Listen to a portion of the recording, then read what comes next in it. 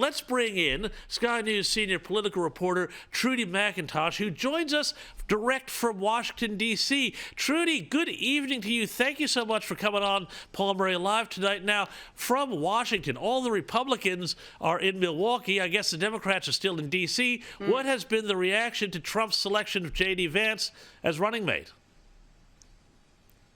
Yeah, JD Vance, a fascinating pick here. I think emblematic, though, of the modern Republican story, the fact that he was never Trumper back in 2016 goes on to become Donald Trump's running mate this time around. We're already seeing these clips, James, running on repeat on morning television here in America of what he said about Donald Trump back in 2016, that he likened Donald Trump to Hitler, that he even mused at one point about potentially voting for Hillary Clinton in 2016. Ultimately, though, Republicans don't believe this is going to hurt JD Vance. He's had a real transformation since that point. What we've seen many Republicans do, Donald Trump is now the Republican Party, and JD Vance is a fully signed up member to that, a part of the MAGA brand, I should say.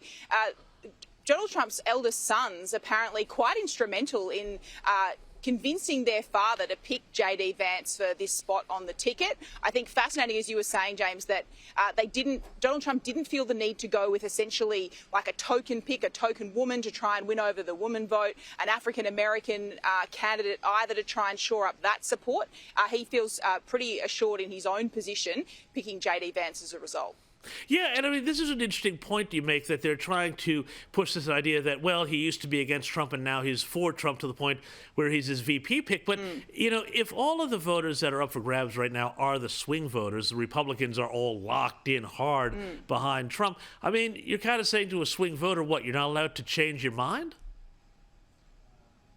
Yeah, exactly. And also, that's the very point of what Republicans are trying to do here. Flip people who voted for Joe Biden last time, convince them that to vote for Donald Trump this time around. I do think there's actually some benefit in picking someone who hasn't always been on board with Donald Trump. And there's so many Republicans who've changed their mind on him. Think of Nikki Haley. She fought against him in the campaign primaries for some time. She's now going to be invited to speak today in Milwaukee at the RNC convention. So even some of the biggest Trump haters can have a change of heart.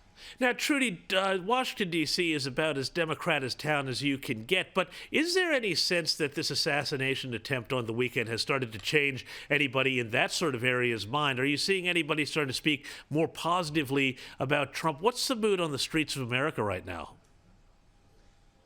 Well, I think there's obviously a lot of sympathy for what was an incredibly shocking event to play out on live television. The fact that Donald Trump was only one slight head tilt away from being killed on the spot there at that rally in Pennsylvania. Initially, we saw Democrats, talking about turning the temperature down and we need to elevate the debate and ensure there's unity.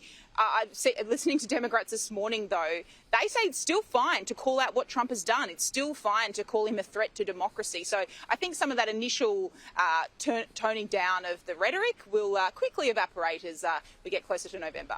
And there's been some talk in some media outlets that the Democrats are basically despairing right now, that they think they are absolutely going to hit the wall when it comes election time in November, on November 5. Are you picking up any of that sense, or do Democrats still have some fight in them? Well, I think they've got to try and fight to the end, don't they? They can't give up, and Joe Biden certainly isn't giving up. He's back on the campaign trail proper today. He's in Nevada, but that whole conversation that had dominated for that fortnight since the disastrous debate has shifted. For Joe Biden, that's a good thing. He says he's 1,000% committed to remaining in the race, but there's still clearly issues with Joe Biden's fitness for office, and Democrats haven't privately changed their mind about them, but the fact we have not seen people publicly call for it. I also note this morning, Democrats are trying to speed up this virtual roll call process ahead of their convention in 5 weeks.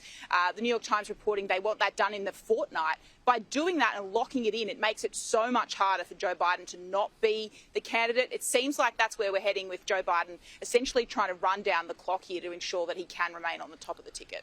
Well, Trudy McIntosh, senior political reporter, I don't know who would want to replace Joe Biden at this point. It seems like a bit of a poisoned chalice. Thank you so much for your time.